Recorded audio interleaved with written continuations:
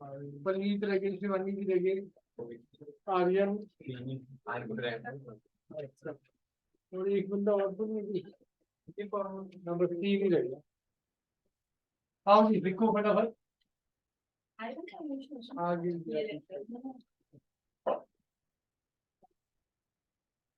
हाँ जी नेक्स्ट लिखो जी, question number 30। Calculate the temperature in Kelvin. Book खोलो जी। Calculate the temperature in Kelvin, page number 11.39 पे। सर पिछली क्लास में फॉर्मूला था T1 - T2 T0 K वाला, वो हमारे फॉर्मूला किस चीज के लिए यूज होगा? वो तो न्यूटन लॉ ऑफ कूलिंग का, उसका तो दो न्यूमेरिकल थे, एक मैंने करा दिया था, एक होमवर्क था। पूरी एक्सरसाइज में ही 2 क्वेश्चन थे, एक मैंने करा दिया था, एक होमवर्क था। ठीक है जी। अनिल जी आपकी बड़ी क्लासेस में से काम कर लिया पूरा। हाँ जी। Calculate the temperature in Kelvin at which perfect black body radiates energy at a rate। देखो जी, एमिसिव पावर या इंटेंसिटी, एमिसिव पावर या इंटेंसिटी क्या होती है? Energy per unit area per unit time. Last lecture जिन्होंने अटेंड करा उनको तो पता है जी, जिन्होंने नहीं अटेंड करा E equal to Q upon A T। ठीक है जी। जिनके 2-3 लेक्चर मिस है भाई जरा कृपा करके वीडियो को देखने का कष्ट करें। ठीक है जी। और नोट्स बना लेंगे तो मैं ही पढ़ा दूंगा जी, 2:30 बजे टाइम लेके आ रहे। नोट्स लिख लो, फिर लिखा होगा तो फटाफट समझा दो। ठीक है। जिनके लेक्चर रह गए भाई वो और तो क्या कर सकते हैं। पुराने चैप्टर जिनके पढ़े हैं एक एक चैप्टर लिखो और उसको फिर समझते जाओ भाई। ठीक है जी। अब जिनके रहते हैं उनको खुद भी थोड़ा कष्ट करना पड़ेगा ना, नहीं ऐसे तो होगा नहीं। हाँ जी। तो मिसिव पावर की या इंटेंसिटी की यूनिट क्या होती है? क्यू क्या है जी? Heat energy. क्यू क्या है भाई? Heat energy. Energy upon time क्या होता है जी? पावर। पावर की यूनिट क्या होती है भाई? वाट। एरिया की मीटर पर मीटर। तो जो क्वेश्चन में ये बोल रहा है radiates energy at a rate, radiate energy at a rate, तो एनर्जी एट अ रेट पे यूनिट क्या लिखी हुई है जी? 5.67 वाट पर सेंटीमीटर स्क्वायर। तो ये क्या गिवन है जी हमारे को? Emissive power. ये क्या गिवन है जी? Emissive power. तो मिसिव पावर हमें गिवन है स्टीफन लॉ से। फार्मूला क्या है मिसिव पावर का? सिग्मा टी की पावर 4 बड़ी sigma Stefan Boltzmann constant. Question में सिग्मा की वैल्यू गिवन है। क्या पूछा जी? टेम्परेचर। क्वेश्चन क्या कह रहे हैं? Calculate the temperature at which perfect black body radiates energy at a rate. ठीक है जी। समझ आया कि नहीं? ई क्या है जी? Sigma T4। तो E बाय सिग्मा क्या हो जाएगा? T के पावर 4। 5.67 इंटू सेंटीमीटर है, सेंटीमीटर को मीटर पे करूंगा तो क्या आ जाएगा? 10 की पावर माइनस आना था, पर ये माइनस पावर में है ही, माइनस माइनस क्या हो जाएगा भाई? प्लस। 10 की पावर +4 हो जाएगा। -2 होता है वैसे, 1 सेंटीमीटर में कितने मीटर होते हैं भाई?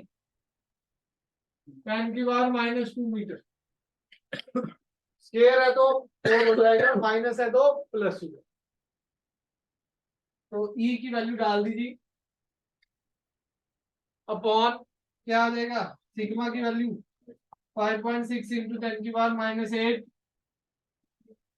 ये कैंसिल हो गया। T की पावर 4 क्या आ गया? 10 की पावर 12। T क्या आ गया? 10 की पावर 3। ठीक है जी। केल्विन नोट कर लो जी। ऐसा यूनिट टेम्परेचर की केल्विन होती है जी।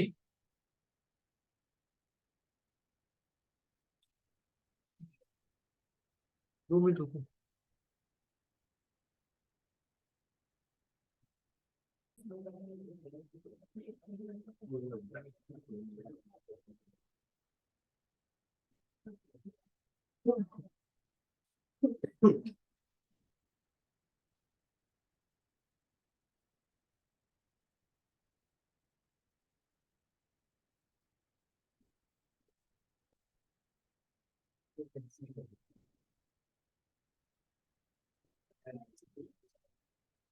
हाँ जी, अगला क्वेश्चन करो 31st। हाँ जी 31st क्वेश्चन करो जी फटाफट।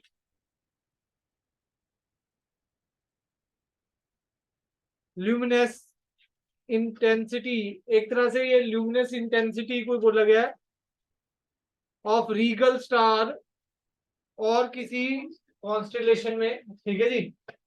उसकी जो इंटेंसिटी है, ल्यूमिनस इंटेंसिटी का मतलब इंटेंसिटी, मतलब थर्मल में बात करें तो उसको क्या बोलते हैं, मिसिव पावर। उसको क्या बोलते हैं जी, मिसिव पावर। तो emissive power of Rigel star कितने टाइम्स है जी, 17,000 टाइम्स है किसके, सन के।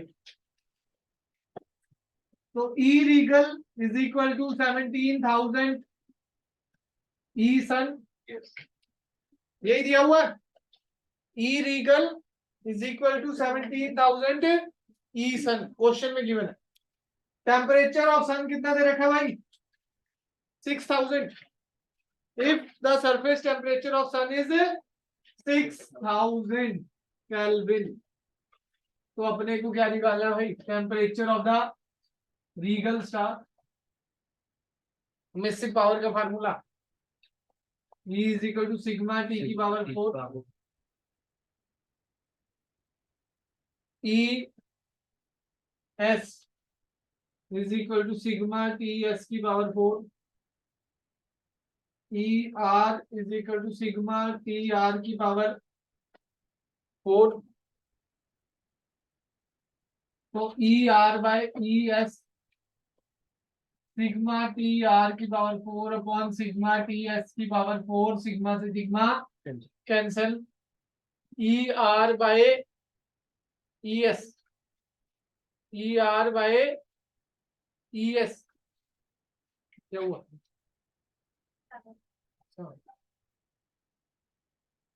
ई आर बाय ई एस क्या हो जाएगा भाई, 17,000 आ जाएगा। एक तरह से अगर मैं निकालना चाहूं तो E R by E S क्या आ जाएगा जी, 17,000।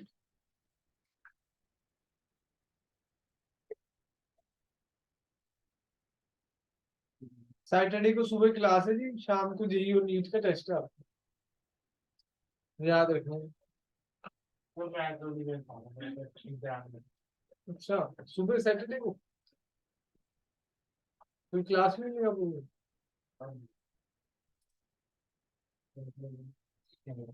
चलो देखते हैं। उस पर लेक्चर को भी भेज देता हूँ। रिकॉर्डिंग तो मैं भेज ही देता हूँ।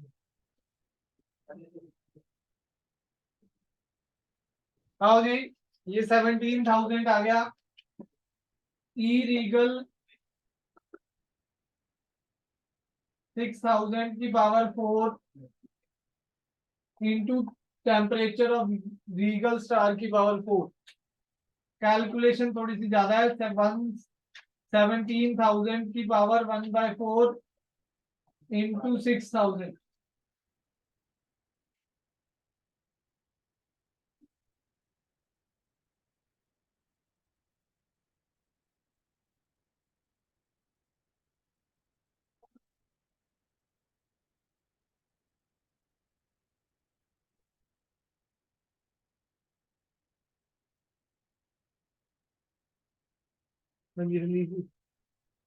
बोर्ड की पिक्चर ग्रुप में ऑनलाइन का नेट स्टेबल है, ग्रुप में भी खोल दिया, फिर तो मुझे खींचनी पड़ेगी।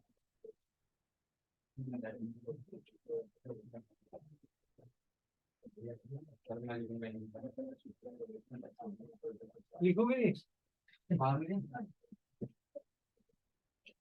और कैसे कर लेते भाई ये तो सॉल्व हैं 1/4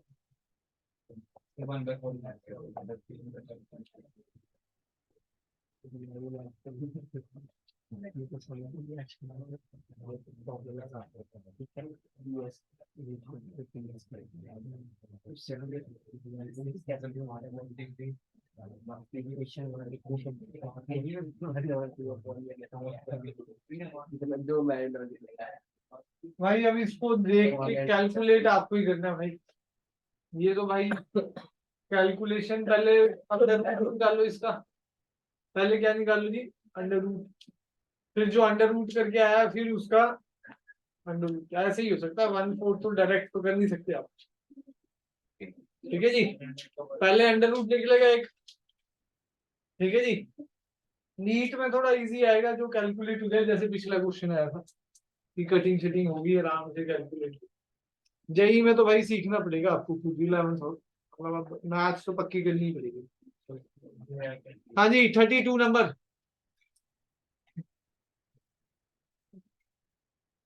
Due to change in the main voltage, the temperature of an electric bulb,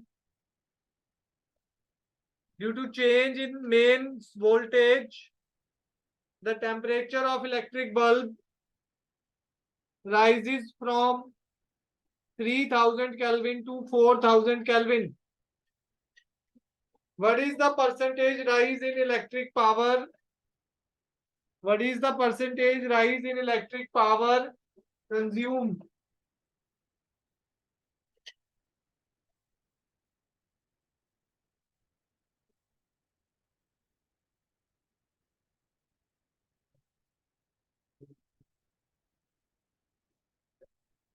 क्या कह रहा है जी? Due to change in main voltage, मतलब मेन वोल्टेज में चेंज हुआ, बी वोल्टेज में चेंज हुआ, टेम्परेचर कहां से कहां चेंज हो गया? 3000 केल्विन टू दूसरा टेम्परेचर T2 मान लो 4000 केल्विन।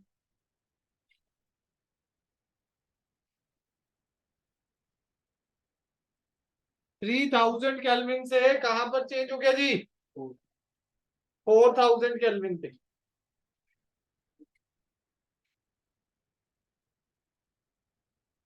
हाँ जी,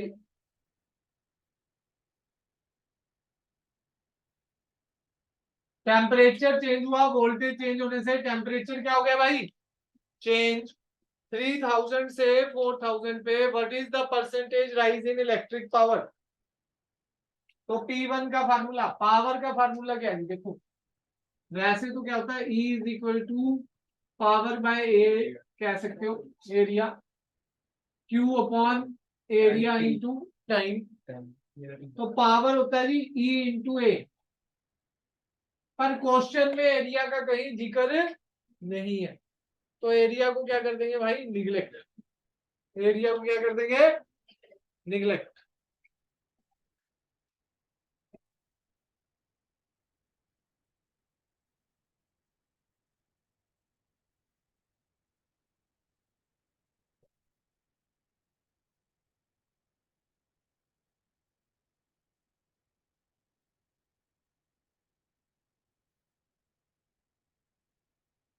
हाँ जी, एरिया को निगलेक्ट कर देंगे तो पावर ई के बराबर मान लेंगे। ई का फार्मूला क्या है? सिग्मा टी की पावर टी की बात। तो क्या निकालना है? Percentage change. परसेंटेज चेंज का फार्मूला क्या है? Final minus initial upon initial into 100। ये पूछा जी। तो क्या आ जाएगा परसेंटेज चेंज? सिग्मा T2 की पावर 4 माइनस सिग्मा T1 की पावर 4 अपॉन सिग्मा T1 की पावर 4 इंटू 100। यही होगा ना जी? P का फार्मूला सिग्मा T की पावर 4, टेम्परेचर T1 और T2 है, सिग्मा कॉमन आ गया, सिग्मा कैंसिल होगा। सॉल्व करेंगे तो क्या आ जाएगा? 4000 की पावर 4 माइनस 3000 की पावर 4 अपॉन 3000 की पावर 4 30 से कैंसिल हो गई, 4 की पावर 4 क्या आ जाएगा जी, 256। 3 की पावर 4 कितना आ जाएगा, 81/81 इंटू 100, 175/81 इंटू 100। डन है जी। बाकी कैलकुलेशन आके आपके हाथ में 216 आ रहा है, कैलकुलेट करके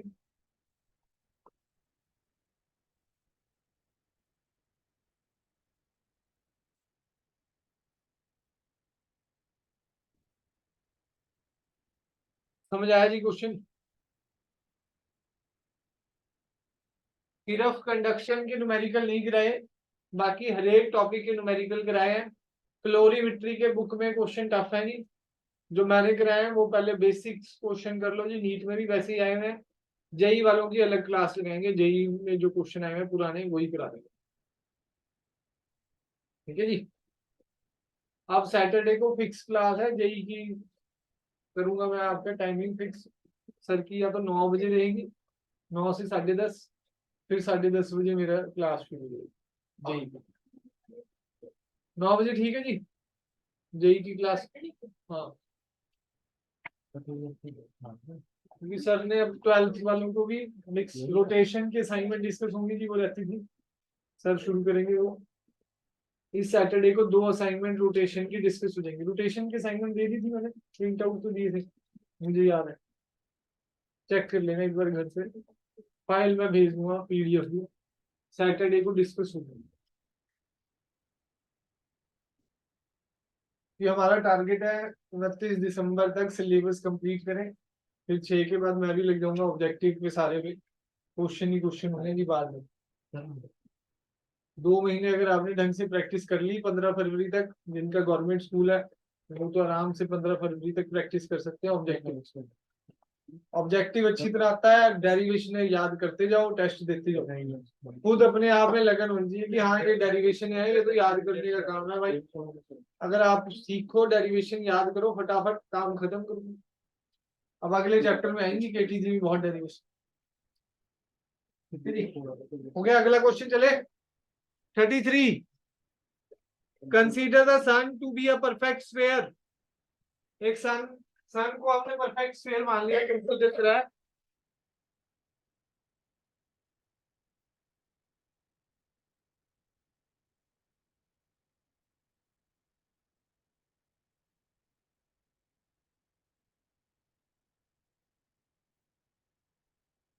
consider sun to be a perfect sphere of radius.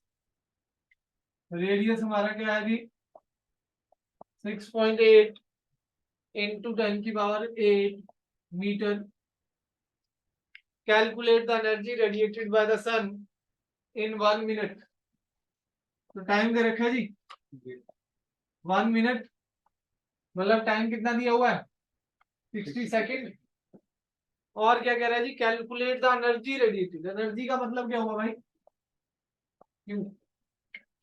Heat current बोल रहे हैं तो क्यू अपॉन टी, पावर बोल रहे हैं तब भी क्यू अपॉन टी। अगर एनर्जी बोल रहे हैं तो वो क्या है जी, क्यू। मिसिव पावर का फार्मूला सिग्मा टी की power 4, Q upon area upon time. तो क्यू निकालना है, क्यू क्या हो गया, E into area into time. E क्या है, सिग्मा टी की power 4 area into time. Area क्या आएगा भाई, 4 पाई आर स्क्वायर। स्क्वायर का एरिया क्या आएगा भाई, 4 पाई आर स्क्वायर। समझ आया जी। टाइम की बात हो गई जी। टेम्परेचर क्वेश्चन में गिवन है 6200 केल्विन। कैलकुलेशन है जी, बाकी तो सब सिग्मा भी पता ही है, सिग्मा क्वेश्चन में गिवन ही है वैसे भी। 5.67 इंटू 10⁻⁸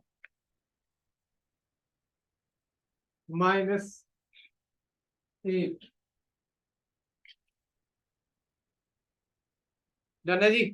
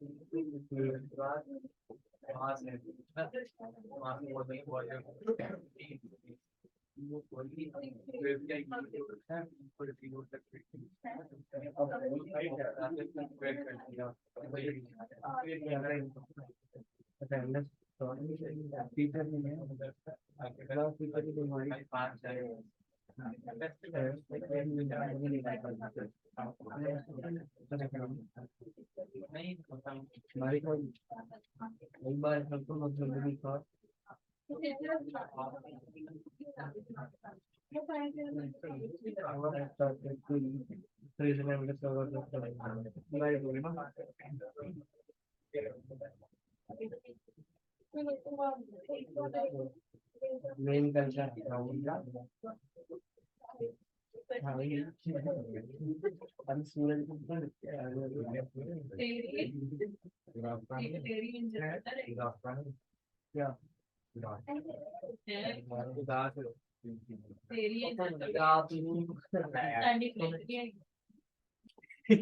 जी, कैलकुलेशन कर ली।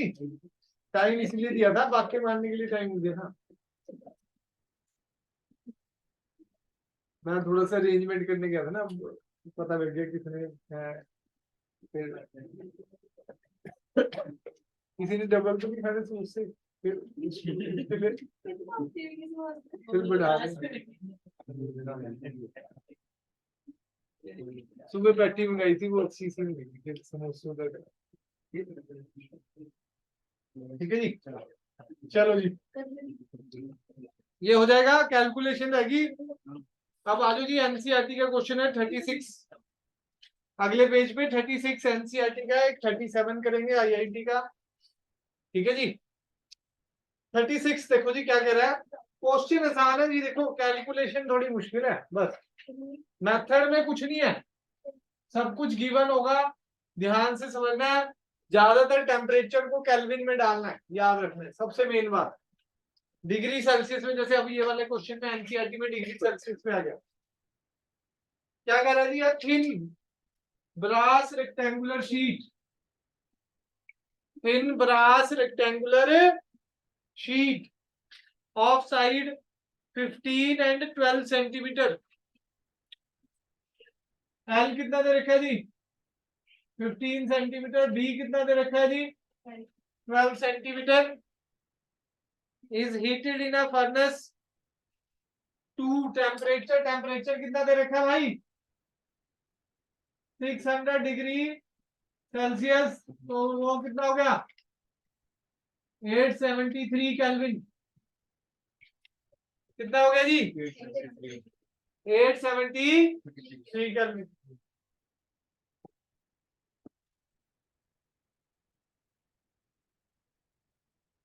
समझ आया जी।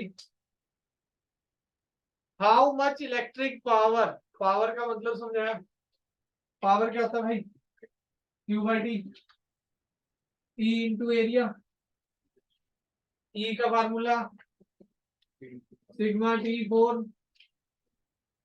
एमिसिविटी भी दे रखी है, एमिसिविटी का मतलब ये ब्लैक बॉडी नहीं है, एमिसिविटी का फार्मूला होता है E practical by E black. तो इस फार्मूले में किससे मल्टीप्लाई हो जाता है, एप्सिलॉन से मल्टीप्लाई हो जाता है। प्रैक्टिकल बॉडी, हाँ प्रैक्टिकल बॉडी लास्ट क्लास में कराया था, एमिसिविटी तब आप शायद चले गए। E practical is equal to epsilon into E black. Emissivity का फार्मूला था emissive power of practical body upon emissive power of black body, भी लिखा था लास्ट लेक्चर। तो ई प्रैक्टिकल क्या होता है भाई, epsilon into E black, epsilon into E black होता है। तो भाई यहाँ पर ई प्रैक्टिकल है तो ई प्रैक्टिकल में किससे मल्टीप्लाई होगा भाई, एप्सिलॉन। क्वेश्चन में गिवन है ना, ध्यान देना है क्वेश्चन में क्या गिवन है। एप्सिलॉन गिवन है 0.0250, यही गिवन है जी, बस पावर निकालना है। सिग्मा भी गिवन है, सिग्मा कितना है भाई 5.67 इंटू 10 की पावर माइनस 8, 5.67 इंटू 10 की पावर माइनस 8।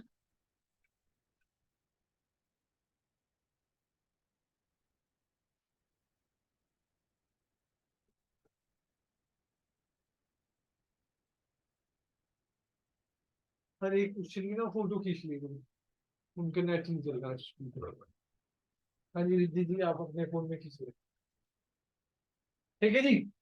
तो अब साइलेंट क्या ये आ गया, सिग्मा गिवन है तो पावर क्या हो जाएगी भाई, पावर की वैल्यू डाल दो सभी, क्या आ गया 0.0250, सिग्मा कितना जी 5.67 इंटू 10 की पावर माइनस 8। टेम्परेचर की पावर क्या होगा जी 873 की पावर 4।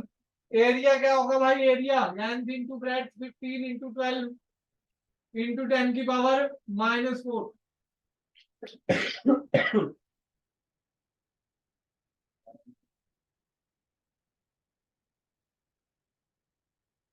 बस लगा दो जी फार्मूला में फटाफट, वैल्यू सारी डालो, एरिया की वैल्यू आ जाएगी 15 12 का 180 1.8 इंटू 10 की पावर माइनस 2। कैलकुलेशन लंबी है जी, डन है। एक 37 करेंगे जी, इसके बाद आईआईटी में आया हुआ है, फिर अपना चलेंगे वेन्स लॉ। कोई नहीं, आप सिंपल फोटो खींच के मुझे भेज, मैं क्वेश्चन नंबर डाल दूं एक बार। ये कौन सा क्वेश्चन था 33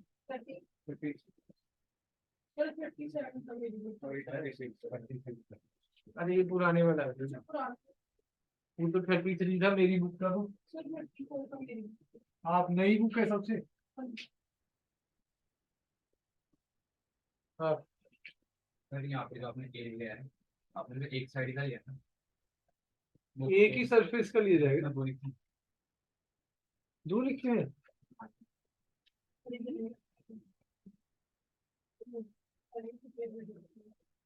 ठीक है जी, दोनों सरफेस से जाएगा तो दो आएंगे जी, एरिया एरिया 2 से मल्टीप्लाई होगा, यहाँ दो सरफेस से आएगा ना 3.6 हो जाएगा।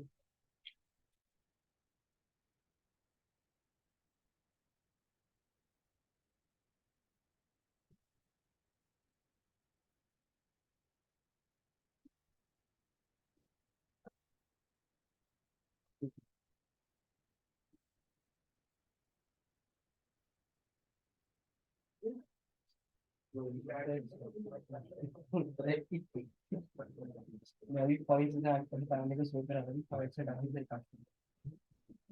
हो गया जी, डन है।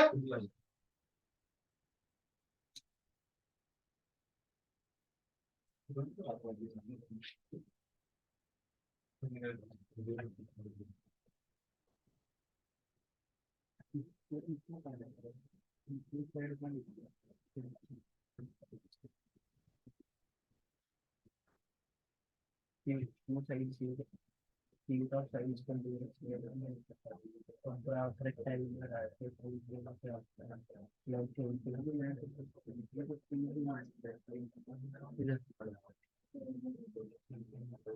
चले जी आगे 37 मेरी बुक में, नई बुक में 38 आईआईटी वाला। 38 क्वेश्चन नई बुक में, पुरानी में 37 ही है। The spherical body with radius 12 centimeter radiates 450 watt power at 500 Kelvin. If the radius were halved and temperature is doubled, power का क्या रहेगा जी?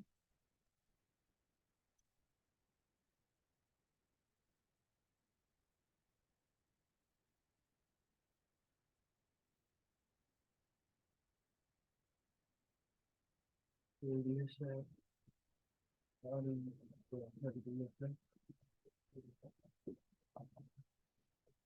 पावर का फार्मूला मैंने बताया आपको, क्या है जी? E इंटू ए, ई का फार्मूला सिग्मा टी फोर ए, यही होता है जी। एरिया को क्या लिख सकता हूँ जी? स्फेरिकल बॉडी है तो क्या लिख सकता हूँ? 4 पाई आर स्क्वायर। तो power is directly proportional to r square, directly proportional to temperature की पावर 4। अब रेडियस हाफ हो रहा है, टेम्परेचर डबल हो रहा है, तो पावर पे क्या फर्क पड़ेगा? P2 bye P1। Radius half हो गया, टेम्परेचर क्या हो गया भाई? डबल। 1/4, 2 की power 4, 16।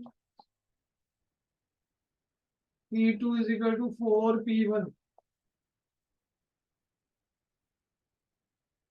P2 is equal to 4 P1।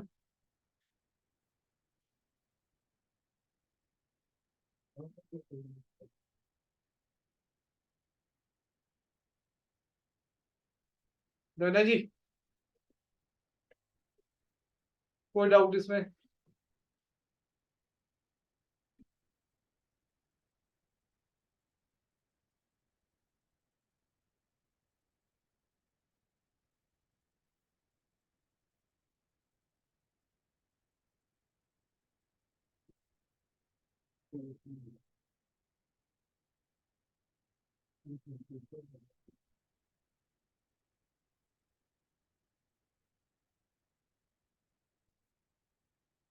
P1 कितनी दे रखी थी जी? 450। कितना दे रखा P1? 450 वॉट। तो P2 क्या आ जाएगा भाई? 450 इंटू 4।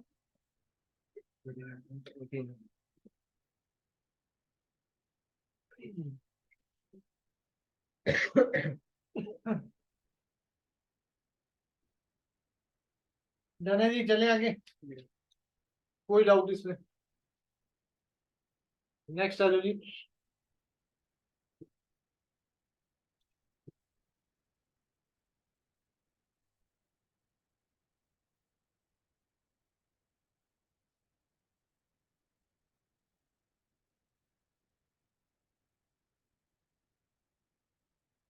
अगला टॉपिक करो जी, वेन्स लॉ, जल्दी से।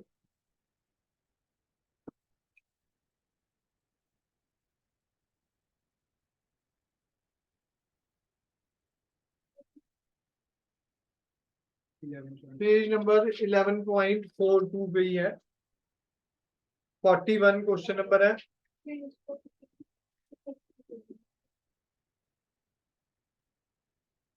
वेन्स लॉ तो सिंपल सही था। ये जो मिसिव पावर है जिस वेवलेंथ पे मैक्सिमम होती है, लैम्डा एम, वो इनवर्सली प्रोपोर्शनल होती है टेम्परेचर की। वो क्या होती है? इनवर्सली प्रोपोर्शनल होती है temperature. Wavelength corresponding to maximum emissive power is inversely proportional to temperature. Is inversely proportional to temperature. समझ आ गया जी? कोई डाउट इसमें? आओ जी, पहला क्वेश्चन करेंगे इसी पे। Lambda M is equal to b upon p होता है। बी वेन्स कांस्टेंट होता है, उसमें बी क्या होता है जी? Wien's constant.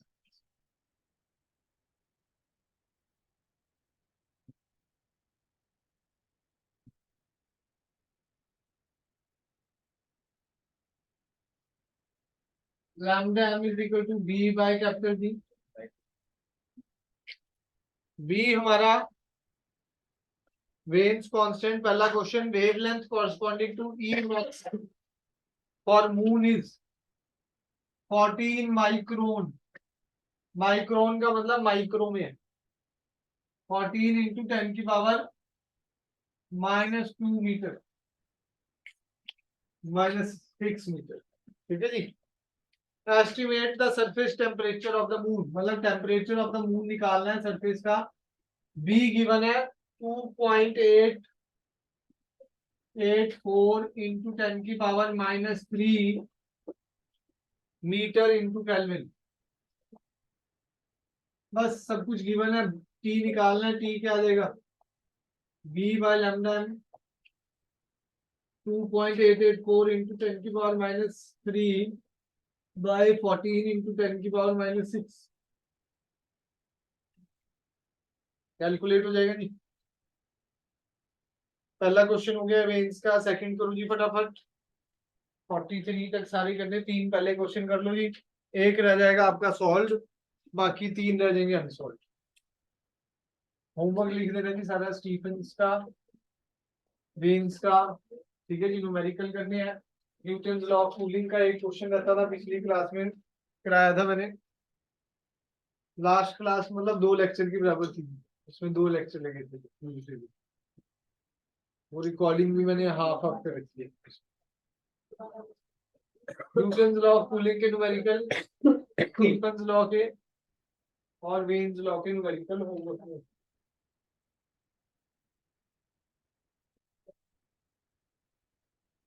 जल्दी से ये दोनों क्वेश्चन कर लो। ये ग्राफ रह गया, वो ग्राफ करा दूंगी, चैप्टर कंप्लीट हो। फिर नेक्स्ट क्लास में सैटरडे को थोड़ी लेंथी क्लास रखेंगे केटीजी की। बताता हूँ मैं टाइमिंग सारा क्या हो सकता है।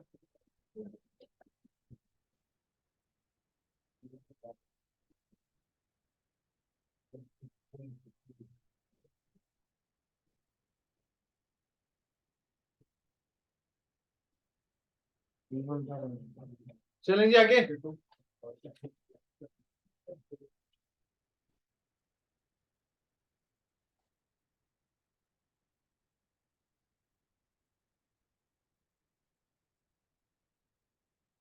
अगला क्वेश्चन हो गया जी कि नहीं।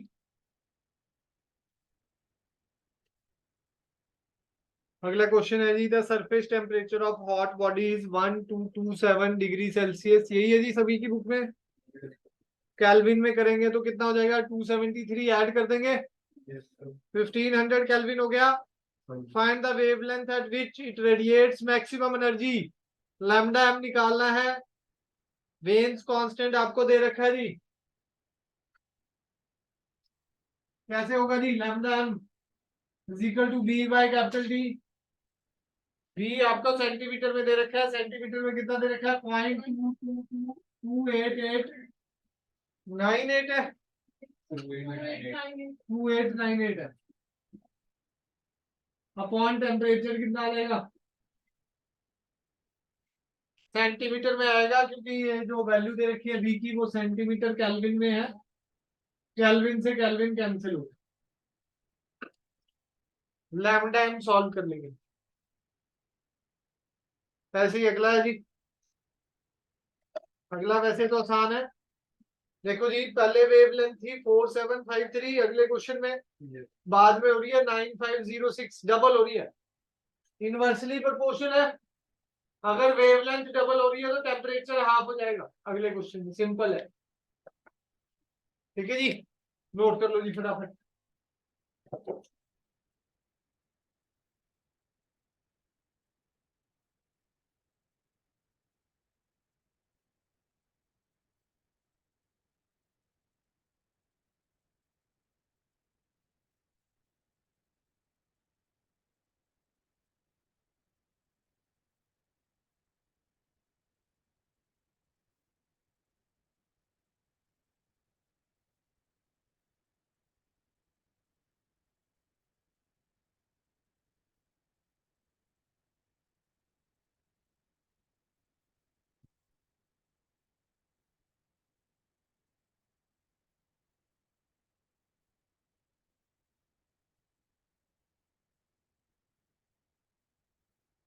हो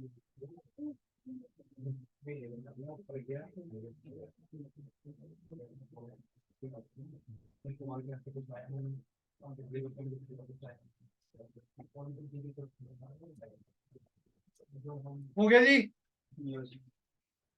चलो जी अगला, distribution of energy in black body spectrum, last topic है जी। हाँ भी जब तक सारा अरेंजमेंट नहीं हो जाता तब तक क्लास तो चलती रहेगी।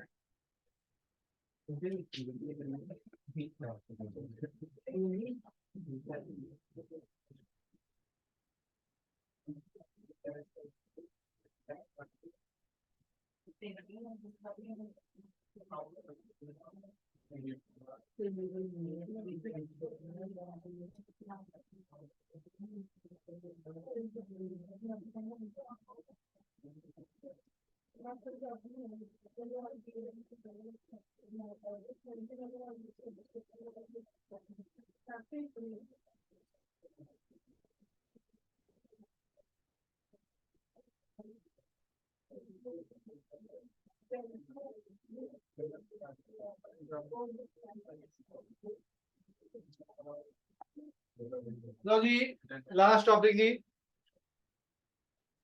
बाकी केटीजी का थोड़ा सा अगर टाइम बचा तो मैं बता दूंगा क्या क्या याद करके।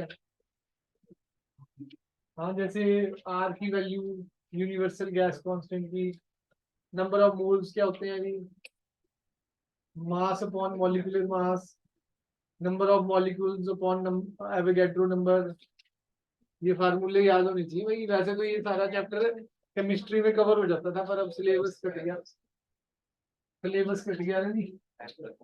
नहीं ये गैस लॉ कट गया, बॉयल्स लॉ, चार्ल्स लॉ, ये सारा केमिस्ट्री में होता है।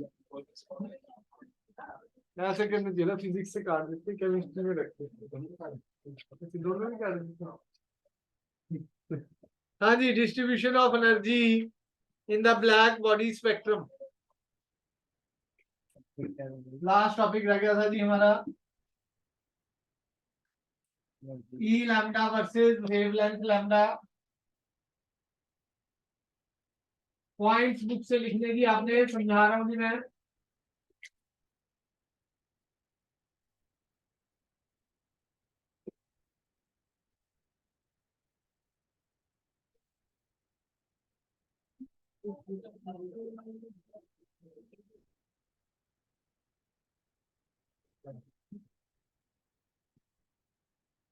जैसे जैसे टेम्परेचर बढ़ रहा है वैसे वैसे लैम्डा एम शिफ्ट होती जा रही है।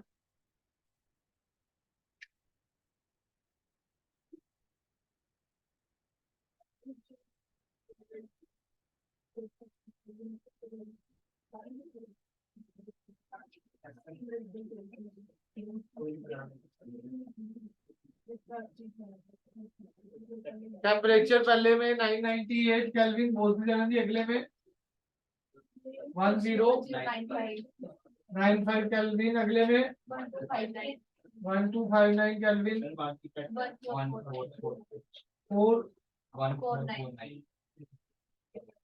लास्ट में 1649। ठीक है जी।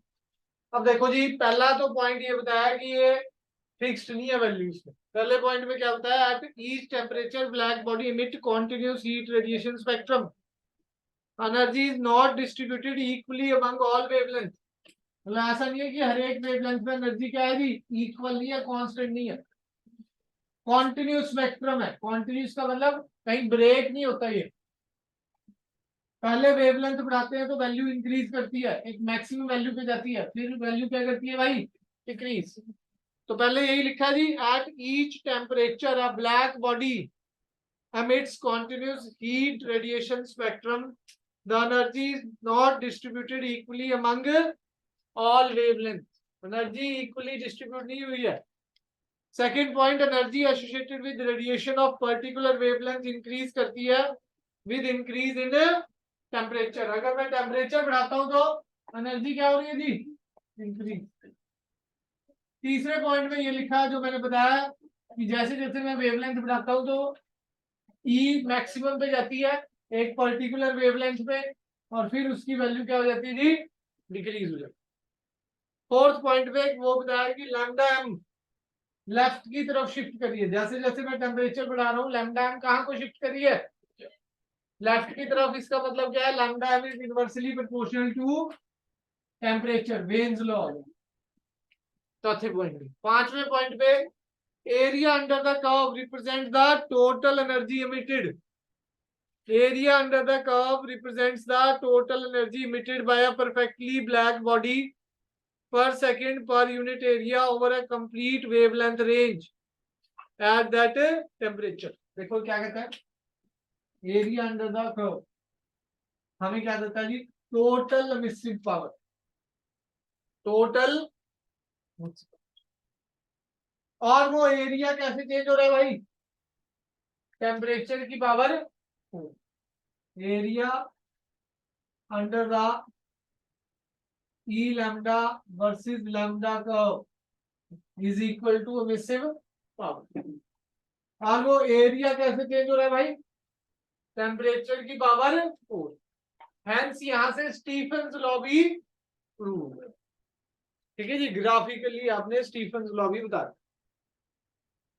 और एक बुकलेट में जब पढ़ेंगे, बुकलेट में E max is directly proportional to temperature की पावर 4 नहीं होता, ई मैक्स के लिए टेम्परेचर की पावर 5 होती। ठीक है जी, जाना है? चलो जी निकालो केटीडी चैप्टर। थोड़ा सा बता दूं, हाँ ये तो नोट कर लो। बुकलेट किस किस को रहेगी थी, थर्मल की आपको भी रहेगी।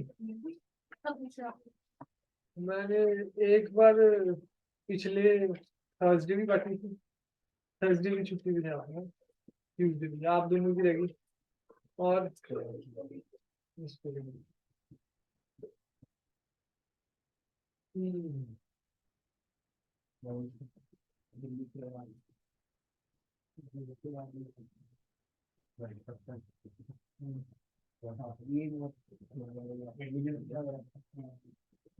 क्वेश्चन नंबर 23 में खाली डिफाइन करना है, कोई डिराइव नहीं है।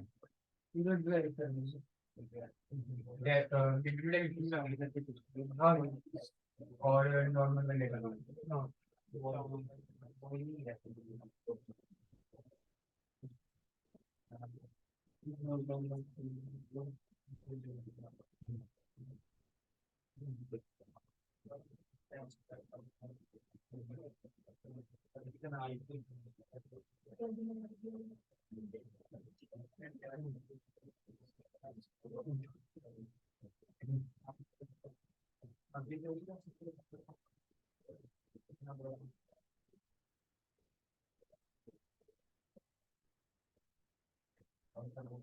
हाँ जी केटी जी,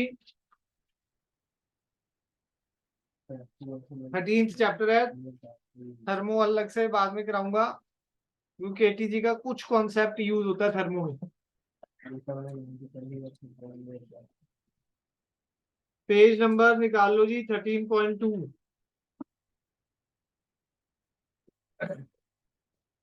परफेक्ट गैस इक्वेशन क्या होती है जी, PV is equal to NRT, PV is equal to NRT